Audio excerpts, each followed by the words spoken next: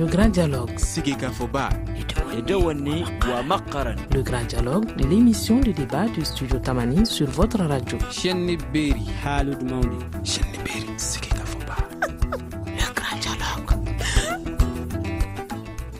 Mesdames, Messieurs, bonsoir, bienvenue au Forum de la presse de ce vendredi 28 octobre. Nous allons parler d'insécurité à Bamako et environ avec deux attaques, Sanankoroba où le poste de péage a été attaqué, il y aurait eu 3 morts, et Bamako où une personne se fait agresser devant une banque de la place hier après-midi. L'OIM fait son rapport, plus de 300 Maliens ont perdu de la vie dans la Méditerranée. Nous allons en parler également au menu, l'inquiétude de certains médias français 3 ans après l'assassinat de Justin Dupont et Claude Verlon. Nos invités pour en parler sont Ramata Diaouré, elle est du journal 22 septembre, Boubacar Yalkouye du journal Le Pays, Paul Ben, il est journaliste indépendant, Ibrahim El Hadj Touré, Ibrahim Hamidou, pardon, Touré. Merci, Ibrahim Hamidou El Hadj Touré. Ah, d'accord, Hamidou El Hadj Touré, il est de Mali Média, c'est bien ça. Merci beaucoup. Je suis Ousmane Diadé Touré pour vous présenter cette émission. Elle est mise en onde par Gani Kanté. Le grand dialogue. Bienvenue au Forum de la presse. 3 morts, c'est le bilan de l'attaque survenue en début de semaine contre le poste de péage de Sanankoroba. Selon le général Salif Traoré qui parle d'une attaque de banditisme, une enquête a été ouverte et de nouvelles dispositions ont été prises pour renforcer la sécurité autour de Bamako. Des témoins rapportent que les assaillants étaient cagoulés et scandaient des slogans djihadistes. Ramata Diaouré, vous êtes du journal 22 septembre. Quelle lecture faites-vous de cette attaque? Est-ce que on peut dire aujourd'hui qu'on peut imputer cette attaque aux extrémistes religieux? Moi, je ne suis pas certaine du tout. Parce que c'est depuis plus d'une année, de Sanankoroba en allant à Ouelessebougou et en allant vers Sélingué, il y a toute une série d'attaques entièrement crapuleuses qui ont eu lieu. Des forêts qui se sont fait attaquer à bord de cars de manière récurrente, des pharmacies qui ont été attaquées, des tentatives d'essayer de braquer une banque qui a échoué. Donc je ne suis pas certaine, vous savez, il y a une espèce de psychose collective qui fait que tout le monde pense avoir entendu Allah Akbar quelque part. Mais Allah Akbar, quelqu'un qui a reçu une balle peut le dire lui aussi. Et moi je doute fort que l'attaque du poste de péage de Sanankoroba soit liée à un islamisme quelconque. Je pense plutôt que c'est crapuleux. Est-ce qu'il n'y a pas une volonté aujourd'hui de certains bandits, vu cette terreur justement face aux extrémistes religieux, d'exploiter cette terreur en attaquant les gens? Ça c'est possible, ça peut être une mise, ça peut être comment dirais-je, un jeu. Ça peut être un jeu de rôle de leur part, mais honnêtement, je ne pense pas que ce soit une attaque djihadiste. Je ne pense pas que la manière de faire puisse être imputée aux djihadistes. Boubacar Yalkouye, vous êtes donc du journal Le Pays. Quelle est votre lecture de cette situation? 3 morts quand même, un poste de péage à peine 35 km de Bamako. La situation elle est quand même alarmante, comme vous l'avez si bien dit, à quelques kilomètres de la capitale malienne. Et d'ailleurs, quand on essaie de voir l'opération de ces gens, certes, ils ont quand même eu des slogans comme Allah Akbar, vraiment, qui est aujourd'hui collé quand même au djihadisme. Mais moi, je pense vraiment que je les considère comme des bandits en tant que tels. Parce que compte tenu de la situation, ils savent que si vraiment ils utilisent ces slogans-là, ça installe quand même la psychose quand même au niveau de la population.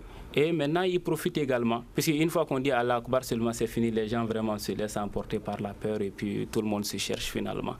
Moi, je pense que c'est un peu ça. Ce sont des bandits, mais je ne les considère pas comme djihadistes. Merci. Paul Ben, est-ce qu'on en sait un peu plus déjà à votre niveau? Est-ce qu'on sait ce qui s'est passé avec certitude? Il y a quand même il y a des gardes armés normalement au poste de péage. Vous avez dit normalement, hein? Normalement. Hier à Bamako, on va revenir, c'est l'un des sujets. Oui, bien sûr. Oui. Parce que vous avez évoqué ça dans votre chapeau. Voilà, donc je crois que, comme mes deux confrères l'ont dit, je crois qu'il faut vraiment qu'on soit vigilant. Moi, je ne comprends pas que le poste de péage, c'est une source d'argent. Vous savez, les mannes financières n'attirent pas que les bandits à col blanc, mais aussi les bandits, et surtout les bandits armés. Et je crois que un point stratégique de ce genre doit être gardé 24 heures sur 24. On doit faire très très attention. Et quand on dit que les gens ont crié Allah Akbar, moi je sais du Nord que toutes les personnes qui veulent attaquer, ils disent que c'est un cri de guerre. c'est pas que c'est des extrémistes, c'est des bandits qui peuvent le dire. Et comme Ramat l'a dit, même celui qui reçoit une balle peut le dire. Donc moi vraiment franchement, pour le moment, comme vous avez dit, l'enquête est en cours. Il y a tellement d'enquêtes en cours dans ce pays. Espérons qu'on va débusquer ceux qui ont fait cet acte capuleux. Hamidou Touré de Mali Média. Dites-moi, quelle est votre lecture de cette situation? 35 km de Bamako. Je m'incline devant la mémoire de ces disparus et je compatis à la douleur des parents et de toute la population malienne qui souffre vraiment de cette insécurité qui est en train de s'installer. Au fait, parler de djihadisme, moi c'est un mot auquel je ne crois même pas. Il n'y a pas de djihadistes au Mali, il y a encore moins de djihadistes, encore moins d'extrémistes. Et tout ce que je sais, c'est qu'il y a vraiment un grand banditisme qui est en train de s'installer. Ça, c'est ma lecture a priori de cet acte crapuleux. Alors donc ce n'est plus justement le nord du pays qui est ciblé par des bandits. Est-ce qu'aujourd'hui on est la cible d'attaque de toutes parts de bandits cherchant justement... De tous les temps, ce banditisme a toujours existé. Au nord ou au sud, au centre ou à l'est, je pense que le banditisme a toujours existé. Mais ça prend de l'ampleur face vraiment au dispositif sécuritaire du général de brigade Salif Traoré. Je pense que les bandits sont en train d'adopter une stratégie encore plus forte et voilà ce à quoi on est exposé ces 2 jours. Ramata Diaouré, justement, ce sont de nouveaux procédés qu'on ne connaissait pas au Mali. Ce sont de nouveaux procédés qu'on ne connaissait pas, en fait, que peut-être beaucoup ne connaissaient pas. Bamako, cette capitale, est quand même l'objet depuis, je dirais, facilement une dizaine d'années, de voir la main armée, ne serait-ce que pour enlever des motos. On l'a vu. Actuellement, nous sommes passés à une échelle où on enlève même des voitures. Mais ce qui est, à mon avis, le point principal, c'est que... Qu'est-ce qui serait justement à l'origine de... Le Mali a été incapable de lutter contre la prolifération des armes. Les armes sont partout. Tout le monde est armé. Les armes ne coûtent rien. Avec ce qui s'est passé au nord, ça coûte encore moins cher que ce que ça coûtait avant. Donc il est très facile de s'armer. Donc il est très facile pour un bandit de s'armer. Chez nous, on nous a dit pendant longtemps qu'on allait commencer à prendre en compte les fabricants traditionnels d'armes locales. Je n'ai pas encore vu qu'on ait sévi contre qui que ce soit.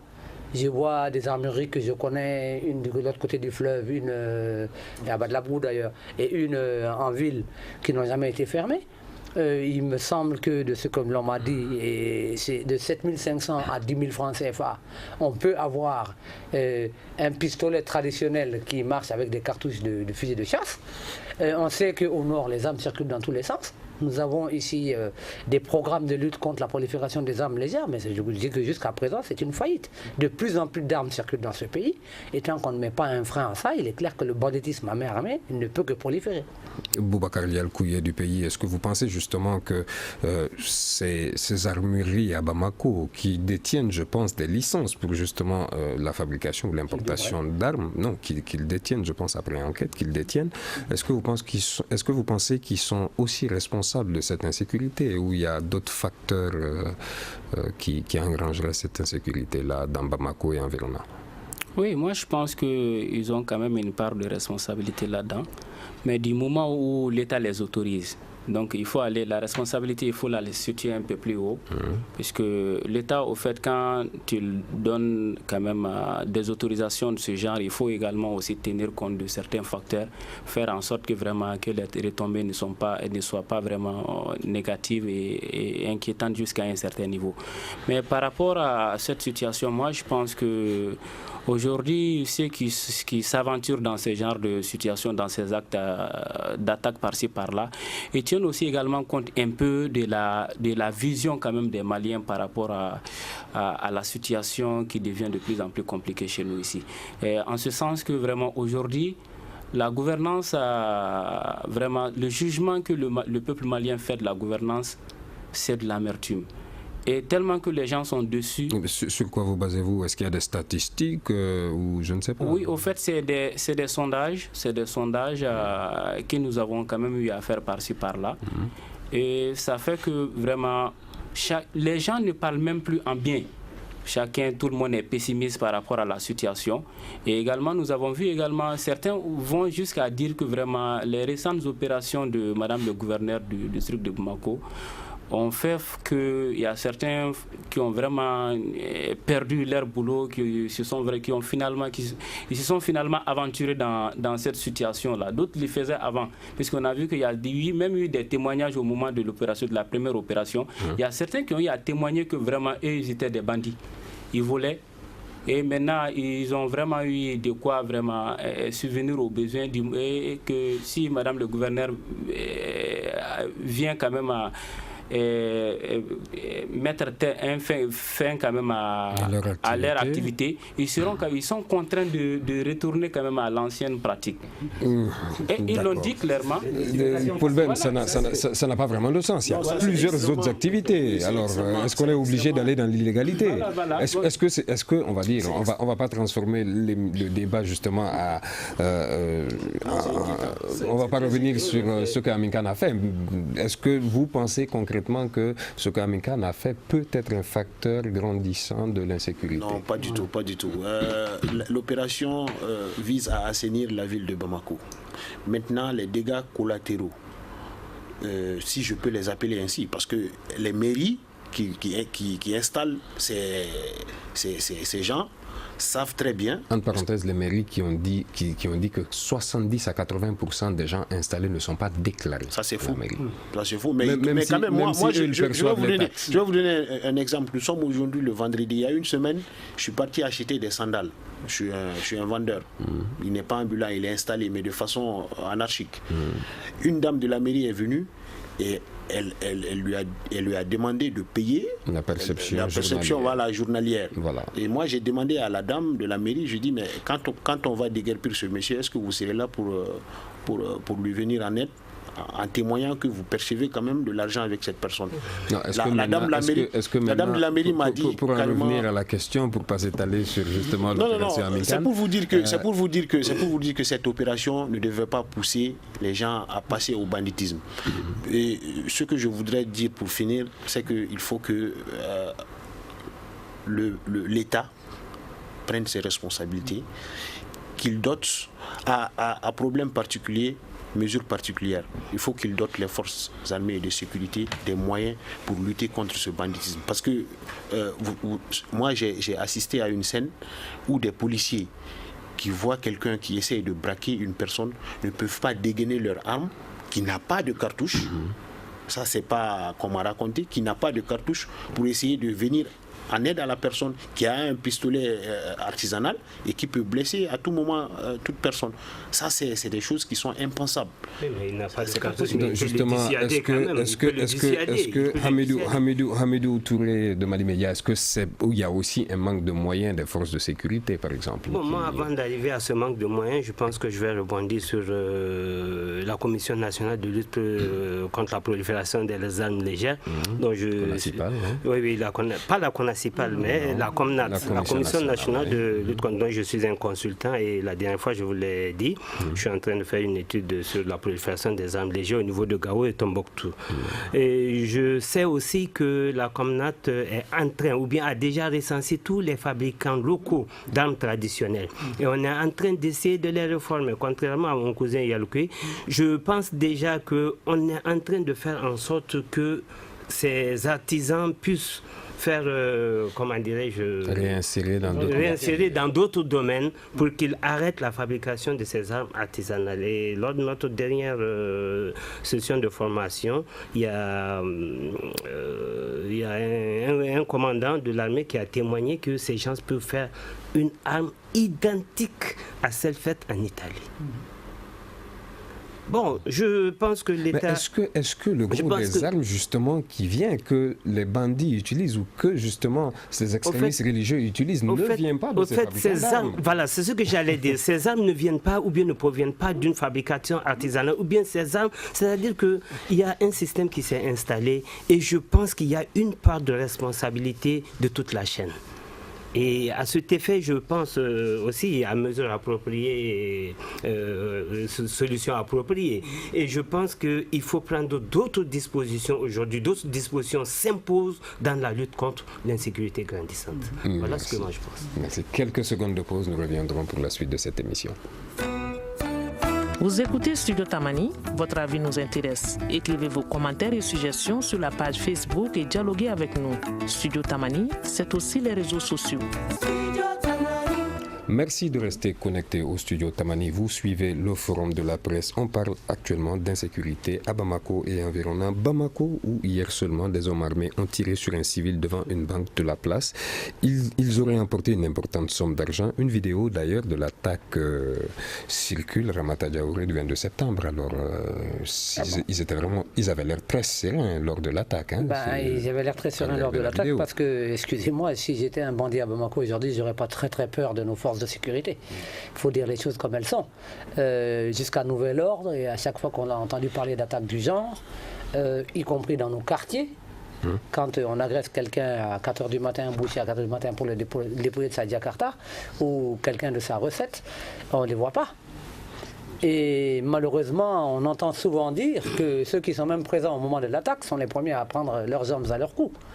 Et ça, c'est quand même un petit peu compliqué. Il y a une formation à faire quand mon voisin d'en face, mon cousin, pense que les gens avec un pistolet sans cartouche peut dissuader quelqu'un qui est armé. Moi j'y veux bien. Dans ce cas de figure où ils avaient l'air très sereins, ça allait toutefois difficile. La lutte contre l'insécurité commence par la dissuasion. Et c'est très déplorable lorsqu'on voit même les vigiles. Au Mali, ici, un vigile qui est là, il s'arrête, il n'a aucune mesure dissuasive. Ni une matraque, ni un sifflet, encore moins un couteau. Et il porte des tapettes. Un vigile. Et un policier. Dites-moi, dans le cas de l'attaque d'hier, par exemple, où ils avaient des armes de guerre, là, ce ne sont pas du tout. Là, on est sûr que ça ne vient pas des fabricants locaux. Dans l'attaque d'hier, moi, je pense que le plus souvent, il y a laxisme dans le service ou bien dans la prestation de nos forces de sécurité, le plus souvent.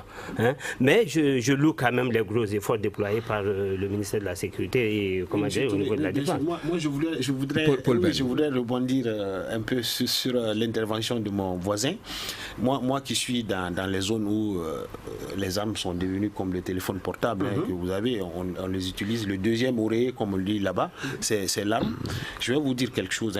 Quand vous êtes en face de quelqu'un qui a une arme chargée, vous n'avez pas d'autre chose que, c'est-à-dire riposter ou vraiment vous êtes mort. La dissuasion, vous ne pouvez pas la faire avec le sifflet ou le bâton. Dans le cas de la banque, on a accusé les policiers qui étaient à 200 mètres de la circulation routière. On n'est même pas le policier a un Beretta, avec un chargeur. Excusez-moi. J'arrive. Et d'autre part, on a aussi accusé les gardes de la banque qui sont responsables de la sécurité de la banque, mais pas de ce qui se passe dehors, par exemple. Voilà, je me suis renseigné exactement. L'endroit où s'est passée l'attaque n'est pas couvert par la sécurité armée de la banque. Vous comprenez? Maintenant, on dit que les policiers ont pris leurs jambes à leur cou. Un policier qui a un Beretta avec 14 balles, et Dieu seul sait si dans le chargeur il y a 14 balles, et quelqu'un qui a une Kalachnikov, dont le chargeur contient 30 balles, il n'y a pas match. Il n'y a pas match. Le Beretta, la balle, elle n'est pas assez puissante que celle de la Kalash qui fait 300 mètres par seconde. Mais soit vous fuyez, soit vous vous faites tuer. Et le policier qui est au rond-point n'est pas chargé de la sécurité de la banque. C'est la routière. C'est la banque. Je crois qu'ils vont prendre des mesures. Je crois que moi, j'ai cru comprendre, ou bien je pensais que tous les 4 côtés de la banque sont sécurisés par des gardes armés. Mais ce n'est pas le cas. Il faut que ça soit le cas.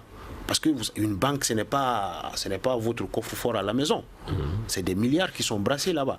Et les gens, quand ils viennent attaquer, mais ils font un travail profond.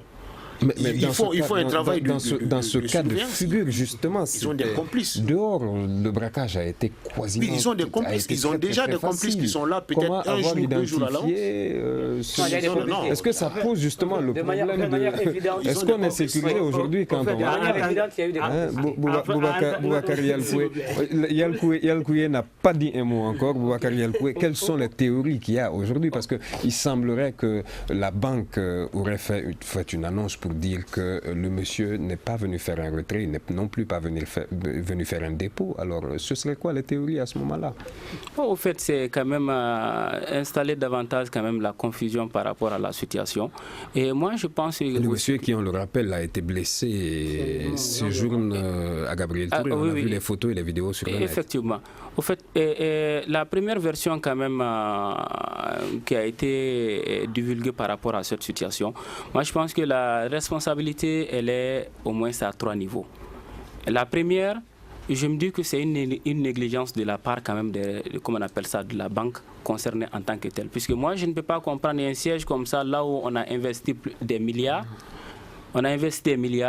on ne prend pas des dispositifs sécuritaires nécessaires par rapport quand même aux clients en tant que tel. Ça s'est passé dehors, oui, dans même le si c'est au parking. On a dit au parking. En fait, le parking fait partie de la banque aussi. Le parking fait partie de la banque. Et une banque aussi de référence comme Ecobank aujourd'hui. Et quand on attaque un client au niveau du parking, ça veut dire que les clients quand même ne sont pas à l'abri. On peut mettre une bombe dans un véhicule arrêté. Ah oui, mais ça veut dire qu'ils ne sont pas à l'abri. Pour qui connaît le Mali, justement, moi je vois beaucoup de Maliens qui, à moto, amènent de sommes très très importantes à la banque sans aucune forme de mesure de sécurité, puisque jusqu'ici on connaissait quand même un climat assez paisible. Un des grands problèmes qu'il y a quand même aussi, c'est qu'il faut qu'on détermine qui assure la sécurité des banques au Mali. C'est une question qui se pose. Moi, je sais que jusqu'à plus ample informé, jusqu'à ce qu'il y ait un changement de loi, il n'y a pas au Mali de société de vigile agréée à faire porter des armes à son personnel. Ça, c'est un. Il y en a peut-être une. À part escorte. Voilà. Il y en a peut-être une, c'est tout. Et c'est très particulier. Il se trouve qu'au niveau des banques de la place, à ce que je sache, ce sont souvent les éléments de la garde nationale qui assurent la sécurité de ces banques-là. Et à l'intérieur, c'est qu'on nous dit. Voilà. Ce qu'on nous dit hier, c'est à l'intérieur, pas à l'extérieur. Voilà. Bon, mais maintenant, qu'est-ce qu'on appelle l'extérieur et l'intérieur? Ça, c'est un débat. Mais la deuxième chose, c'est comment est-ce que vous pouvez organiser une riposte efficace à des actes comme celui d'hier qui manifestement ont été parfaitement réfléchis et mis en œuvre. Parce que je ne puis pas comprendre que quelqu'un vient, on me dit que la personne était à moto, rentre dans une banque. Jusqu'à plus ample informé aussi, je ne suis pas convaincu par le fait que ce monsieur n'était pas allé faire un retrait. Parce que sinon, je ne vois aucune raison. Il s'est fait attaquer et manifestement, il y a de l'argent qui est parti quand même. Et on lui a tiré dessus. On lui a tiré dessus. Donc, il y a quand même des témoins qui ont dit que le monsieur s'agrippait à son sac et on l'a enlevé par la force. On lui a même tiré dessus pour se faire. Donc, il y avait en tout cas de l'argent dans ça. Venait-il déposer, sortait-il de la banque? Ça, c'est un autre débat. Mais manifestement, il y a eu des informations données sur l'action que ce monsieur devait faire ce jour-là, et l'opération que ce monsieur devait faire ce jour-là à des personnes qui sont venues l'attendre pour récupérer cet argent-là. De mon point de vue, le scénario, c'est ça. Maintenant, quelles sont ces personnes? Est-ce que c'est à l'interne de son travail à lui, de son service à lui, qu'il y a eu une complicité? Est-ce que c'est des gens qui suivent les gens à l'intérieur de la banque? Parce qu'on sait que ça s'est fait. Les gens qui font déposer de leur argent dans une banque, hier ça a été fait de manière très sanglante, mais il y a plein de gens qui se sont fait déposer de leur argent après avoir fait un gros retrait à la banque et devant plusieurs banques de Bamako. Donc ce n'est pas seulement ce type de cas. Donc clairement, il y a ça et on a un problème de vidéosurveillance par rapport à ce qu'on nous dit. On nous a dit qu'il y a des caméras partout dans Bamako. Moi j'attends de voir les caméras en dehors du film, du téléphone portable de quelqu'un, j'attends de voir les bandes de vidéosurveillance de cette zone-là, officielle, nationale, autorisée, qu'on voit comment l'attaque s'est passée. Merci Amidou Touré. Est-ce qu'on doit s'inquiéter maintenant quand on va faire des retraits, justement? Oui, alors qu'il y a beaucoup, il y a beaucoup de transferts d'argent dans Bamako qui ne sont pas sécurisés. Les Soninké ont leur histoire de transfert. Je ne me réfère pas seulement d'hier pour dire qu'il y a de l'inquiétude. Il y a 2 mois, une jeune dame a été tuée, dépouillée de sa moto vers Sirakoro. Et je peux vous citer une dizaine d'exemples. C'est-à-dire qu'il y a de quoi s'inquiéter. Mais seulement, je dis qu'il n'y a pas de sécurité zéro. j'ai eu... D'insécurité zéro. De sécurité zéro. Moi, j'ai eu la chance de travailler à la SGS, à la Société Générale Gabonaise de Sécurité. J'ai eu la chance de travailler à Viga Assistance et j'étais commissaire de police. J'ai eu à mener comment on peut l'appeler, des ripostes face à des attaques avec des éléments. Je sais que le plus souvent, celui qui est hors de ce champ-là se fait beaucoup d'idées, mais lorsqu'il est sur le champ, il saura que ce n'est pas facile. Je rejoins Ben, quand on est face à une arme, il y a beaucoup de choses qu'on n'est même pas censé réfléchir, c'est-à-dire c'est un réflexe qui vient. Mais l'inquiétude est grandissante. Je loue tout ce que nos forces armées de sécurité sont en train de faire, mais j'ai dit qu'il faut être très vigilant. Et ce qui vient de se passer au niveau de la banque, moi je pense qu'une banque de l'envergure de Ecobank, une banque panafricaine, doit avoir une vidéosurveillance qui cerne quand même tous les côtés de cette banque-là. Ça, c'est le premier. Deuxièmement, parlant même des responsabilités, moi je pense qu'aujourd'hui, que la société sache une chose, que la sécurité n'est pas du seul domaine des policiers. Il faut que il faut conscientiser vraiment la police. Un policier qui a un carrefour, quelque chose se passe à 50 mètres de lui, il dit que ce n'est pas dans son aire de truc. C'est vrai. En sécurité, on dit il y a ce qu'on appelle le divertissement. On peut divertir pour faire un forfait. Mais qu'on se dise que on est agent de sécurité avant tout et qu'on porte une tenue pour assurer la sécurité. Pas pour assurer une sécurité particulière, mais pour assurer la sécurité. Mais au-delà de tout ça, que les communautés ou bien que les populations ou bien les citoyens se mettent en tête qu'il est au centre aussi de la sécurité. Il faut que le citoyen agisse aussi. Il faut qu'il informe. Il faut que le citoyen dénonce. Oui, M. Touré, il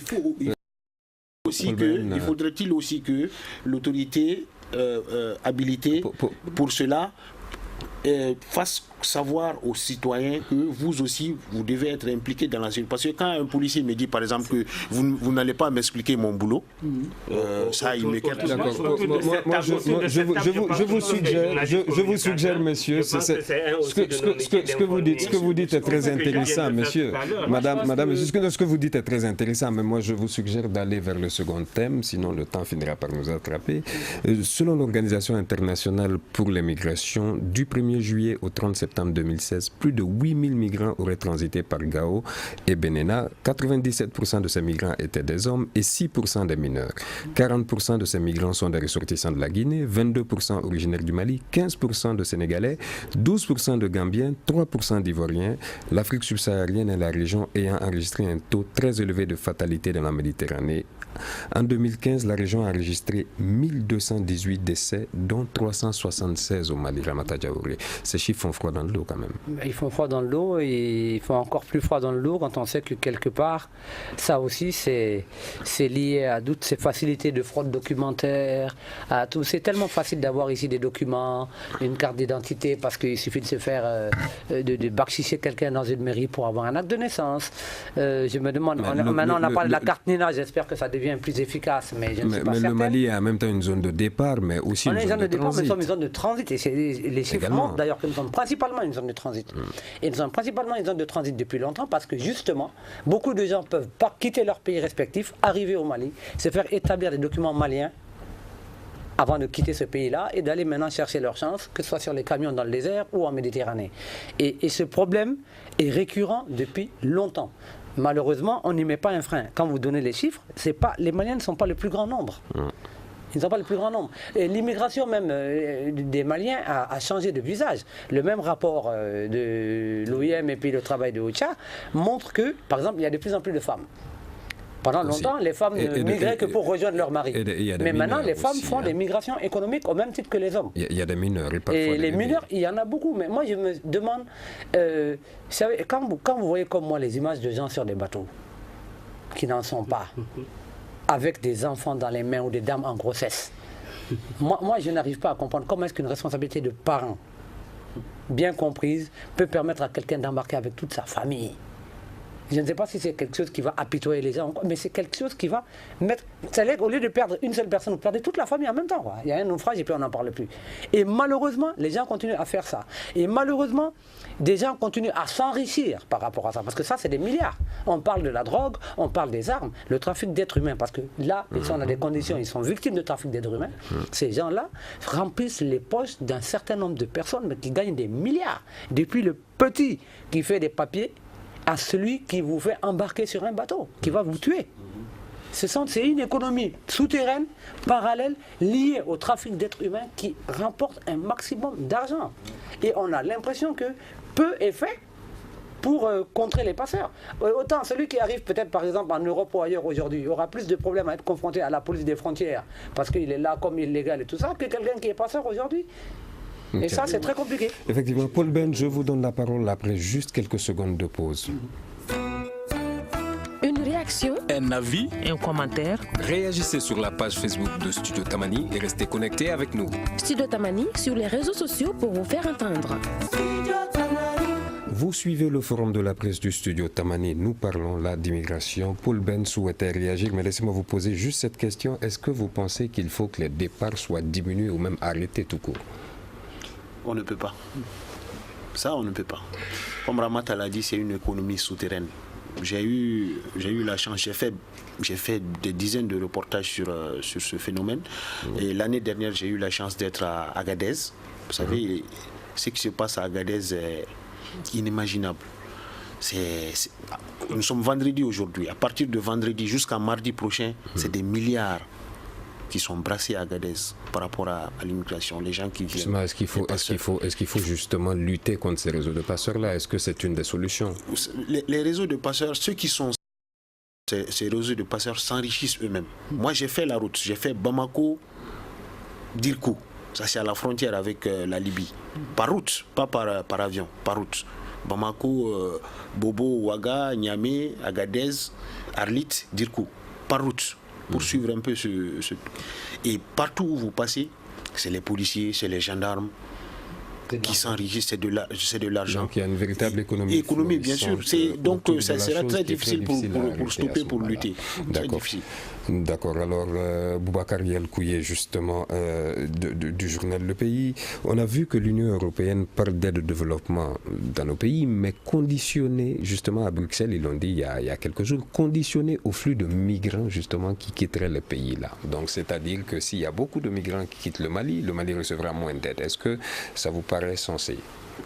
Oui, au fait, moi, je suis... Comme méthode de lutte. Bon, moi, je partage quand même la méthode, à mon avis. Elle est quand même salutaire du moment où nous voyons que chez nous, même s'il y a quand même comment on appelle, une politique d'offre d'emploi. Mais ce n'est pas le gouvernement qui envoie ces gens-là. Alors pourquoi le gouvernement devrait payer par avoir moins d'aide justement des pays de l'Union européenne parce qu'il y a plus de migrants qui quittent un pays? Oui, au fait, même si ce n'est pas le gouvernement qui envoie, mais le gouvernement a également une part de responsabilité. La plupart de ceux qui partent, parce qu'ils pensent qu'ils n'ont pas un lendemain meilleur chez eux.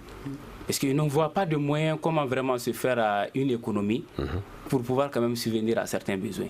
Et quand on regarde même vers la région de Caïbon, qui est une zone d'excellence par rapport à la migration chez nous ici, les gens partent puisque aujourd'hui c'est devenu une question même d'émulation. Une émulation peut-être qu'on peut considérer comme positive puisque les premiers qui sont partis, en réalité, on a vu l'impact aussi positif dans leur zone. Et d'ailleurs, aujourd'hui, les villages aussi se font quand même... c'est devenu une concurrence. Vous allez voir que dans un village, les enfants qui sont quand même à l'étranger sont parvenus quand même à faire de grandes réalisations. Et l'autre village qui est à côté, les enfants qui sont là-bas, les parents même au moins poussent les enfants à aller vers ça. Puisqu'ils vont dire, voilà, ceux-ci ne se sont pas dit, bon voilà, assoyons-nous, attendons l'aide de l'État en tant que tel.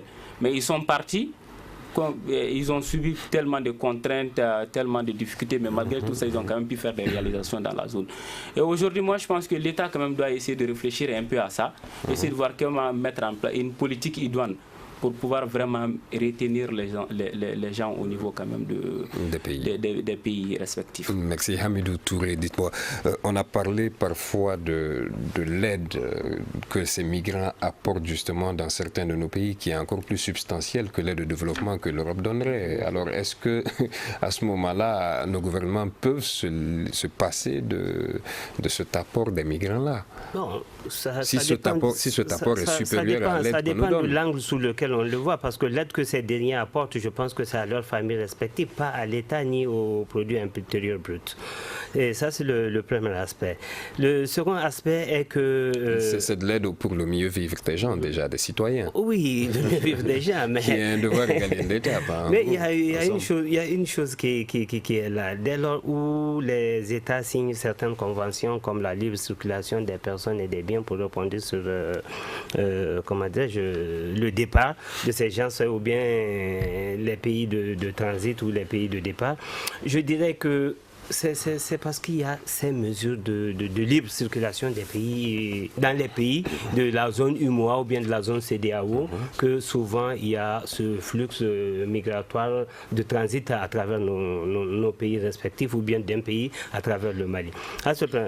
Deuxièmement, comme le frère Ben, j'ai eu aussi la chance de traverser l'océan des trois côtés, de Lagos à, Bata, de Lagos à Libreville et de Tripoli à Malte. J'ai eu la chance de faire ces trois trajets. Je m'en suis bien sorti, Dieu merci. Mais je vous dis Est-ce que c'était de l'immigration clandestine?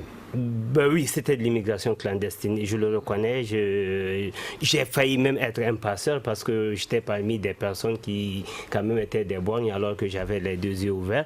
Donc, mais malheureusement, fort heureusement, disons, j'ai été sauvé de changement de carrière. Voilà. D'accord. On va aller. Paul Ben, il nous reste pas beaucoup de temps. On va aller vers le dernier thème. Je suis désolé de vous couper.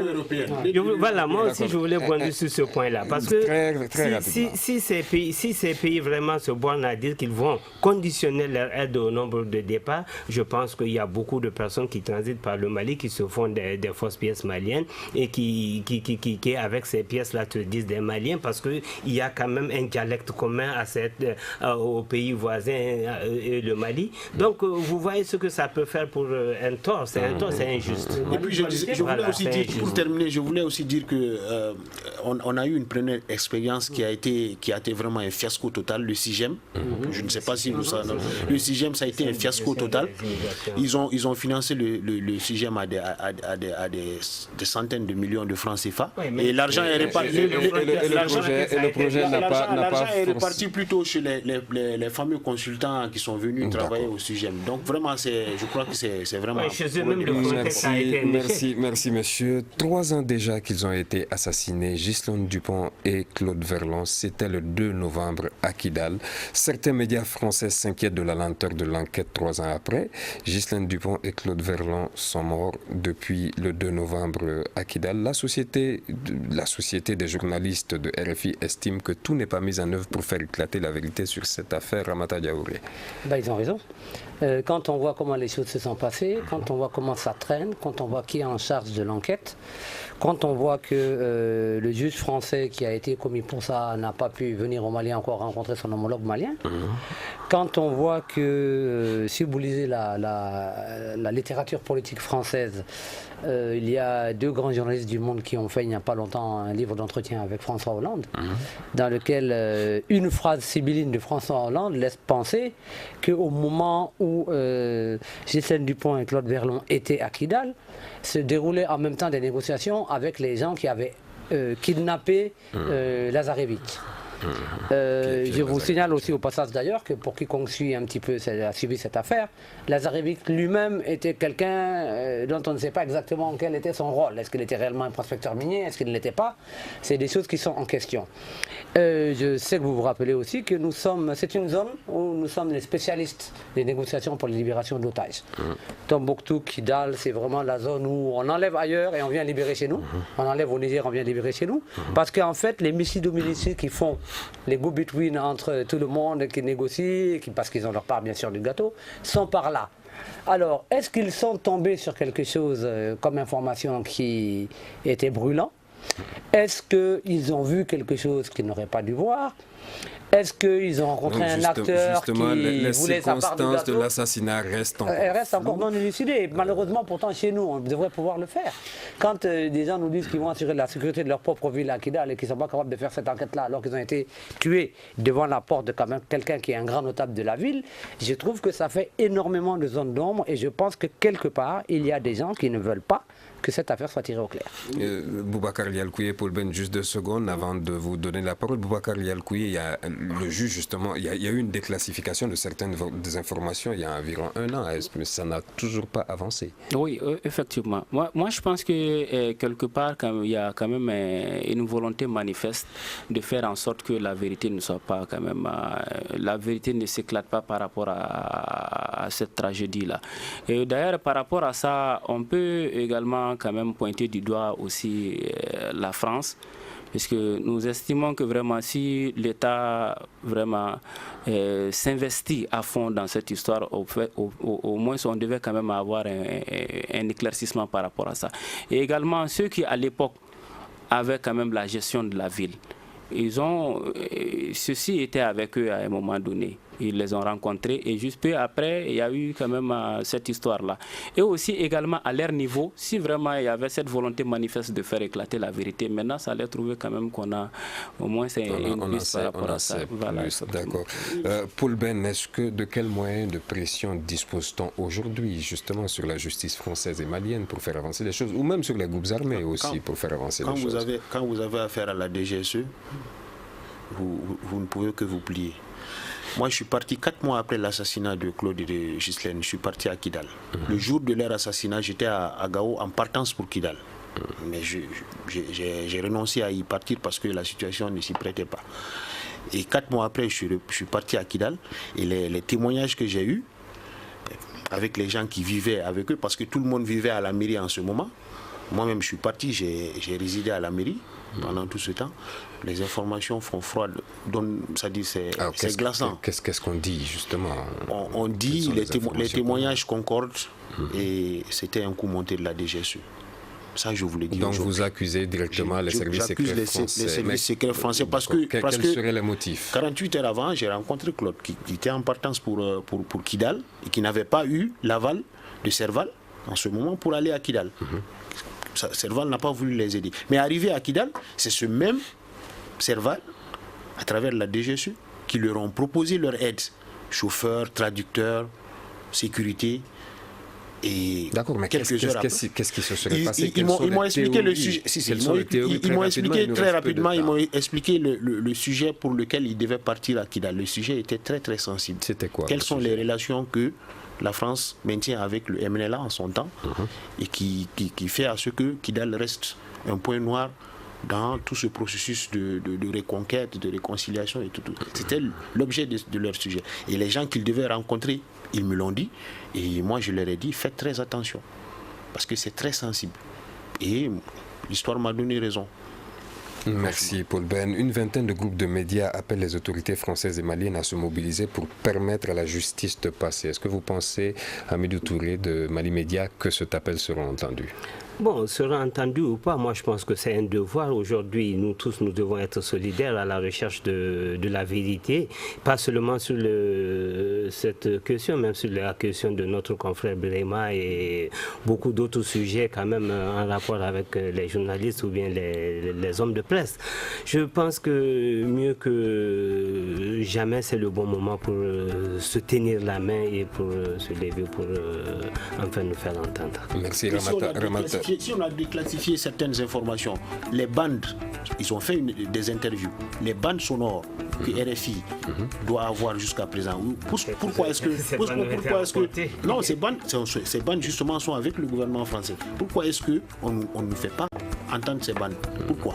Si on déclassifie, il faut qu'on déclassifie les bandes. Il y a beaucoup de choses qu'on va comprendre quand on va écouter les bandes. Ça, je vous le dis. Merci. Ramata Diaouré, de quels moyens de pression est-ce qu'on dispose aujourd'hui pour pouvoir faire avancer l'enquête? Il y a déjà des moyens de pression dont dispose la presse. Parce que je pense qu'en dehors de ça, il n'y aura pas grand-chose. Si c'est un débat au niveau des États, ce n'est pas pour rien que la Société des journalistes a sorti la chose. Au Mali, ici, les gens sont mobilisés aussi en son temps. Parce qu'il est clair que quand c'est au niveau de l'État ou au niveau des polices secrètes ou des services secrets des États, c'est très difficile que les choses sortent. Et on dit des choses ont été déclassifiées. Elles ont été déclassifiées au Mali. Je ne pense pas qu'elles aient été déclassifiées en France. Elles ont été déclassifiées en France. En France. Mais si elles ont été déclassifiées en France, si nous aussi on a certaines informations, on pourrait le voir. Nos confrères de la Société des journalistes aussi se plaignent aussi d'une chose. Nous avons maintenant au Mali, depuis d'ailleurs 2013, avant même le décès, l'assassinat de nos deux confrères, un pôle de magistrats spécialisés dans l'antiterrorisme. Mais on ne les a pas, mis dans ça. Le temps même ne fait pas partie de merci monsieur, merci madame, merci monsieur. Le temps nous oblige donc à nous arrêter là. C'était le forum de la presse qui a été réalisé par Ibrahim Aram Diallo, mise en onde par Gagny Kanté. Mamadou Ouattara était à la régie vidéo. Merci, à la semaine prochaine pour une autre émission. Le Grand Dialogue. Le Grand Dialogue de l'émission de débat du Studio Tamani sur votre radio.